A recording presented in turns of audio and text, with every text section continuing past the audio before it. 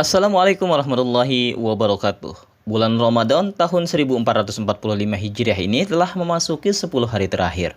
Umat Islam selain tengah disibukkan mempersiapkan hari kemenangan, juga tengah bersiap menyalurkan zakat wajib yang disebut zakat fitrah.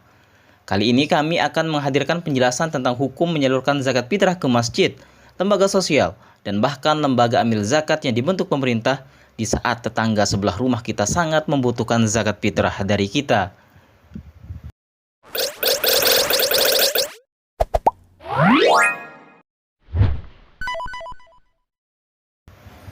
Kaum muslimin dimanapun berada, zakat berasal dari kata zaka yang berarti suci. Zakat adalah bagian tertentu dari harta yang wajib dikeluarkan oleh setiap muslim apabila telah mencapai syarat yang ditentukan. Salah satu jenis zakat wajib itu adalah zakat fitrah. Zakat fitrah sendiri diartikan sebagai salah satu jenis zakat yang wajib dikeluarkan pada bulan Ramadan oleh setiap individu muslim yang merdeka dan mampu, serta sesuai dengan syarat yang telah ditentukan.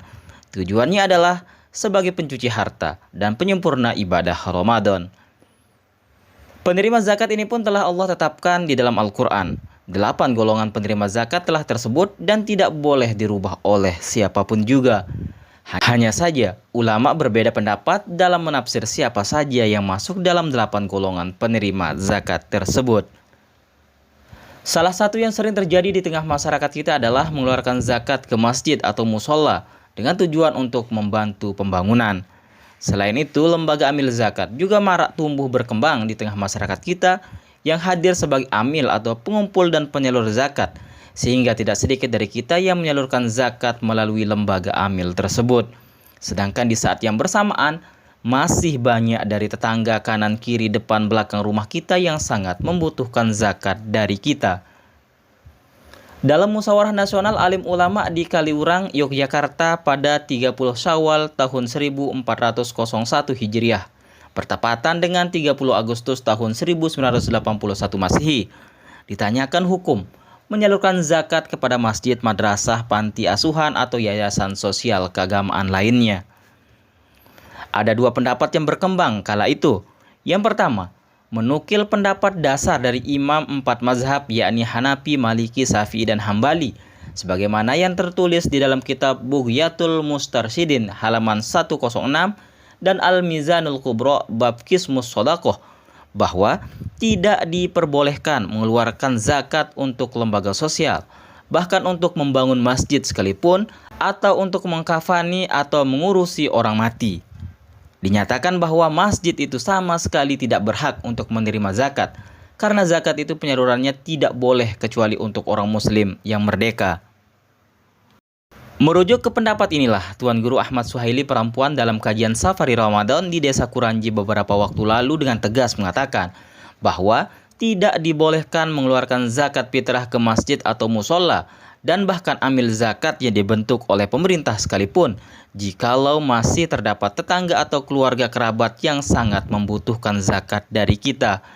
Hal itu disebabkan karena zakat merupakan perwujudan dari hablum minan nas yang berdampak sosial di tengah masyarakat, di mana kita seharusnya mendahulukan tetangga, karib kerabat yang sangat membutuhkan zakat kita sebelum kita menyalurkannya kepada amil zakat atau masjid yang peruntukannya tidak diketahui oleh kita siapa yang akan menerimanya.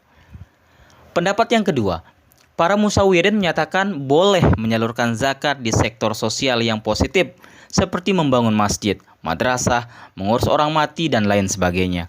Pendapat ini dikuatkan juga oleh fatwa Syekh Ali Al-Maliki dalam kitabnya Qurratul Ain halaman 73 yang menyatakan praktik-praktik zaman sekarang banyak yang berbeda pendapat dengan pendapat mayoritas ulama, sebagaimana pendapat Imam Ahmad dan Ishaq yang memperbolehkannya penyaluran zakat pada sektor di jalan Allah, seperti pembangunan masjid, madrasah, dan lain sebagainya. Para peserta musyawarah juga menukil pendapat Imam Al-Kafal yang menyatakan bahwa diperbolehkan penyaluran zakat ke semua sektor sosial karena firman Allah Subhanahu wa taala tentang fi sabilillah atau di jalan Allah dalam surat Al-Baqarah ayat 60 pengertiannya umum dan mencakup semuanya termasuk kegiatan-kegiatan sosial. Bahkan Syekh Ali Al-Maliki menyatakan penyaluran zakat untuk kepentingan sosial bisa jadi wajib hukumnya. Kesimpulannya adalah terjadi perbedaan pendapat di kalangan ulama dalam menafsirkan 8 asnaf penerima zakat, terutama pada pasal fi sabilillah. Ada ulama yang berpendapat bahwa yang dimaksud fi sabilillah itu merupakan istilah umum yang bisa masuk dalam kategori itu kegiatan-kegiatan keagamaan, sosial, dan kemasyarakatan seperti pembangunan masjid, musola, madrasah, dan lain sebagainya, bahkan kegiatan-kegiatan sosial.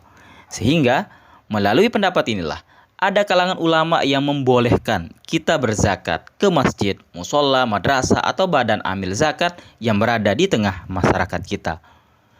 Namun meski demikian, alangkah afdolnya kita salurkan zakat kita kepada tetangga sebelah kiri, kanan, depan, belakang rumah kita yang sangat membutuhkan zakat kita. Karena merekalah orang yang akan menjadi orang pertama yang membantu kita tatkala kita dihadapkan pada sebuah masalah atau musibah sekalipun. Wallahu a'lam bishawab. Wassalamualaikum warahmatullahi wabarakatuh.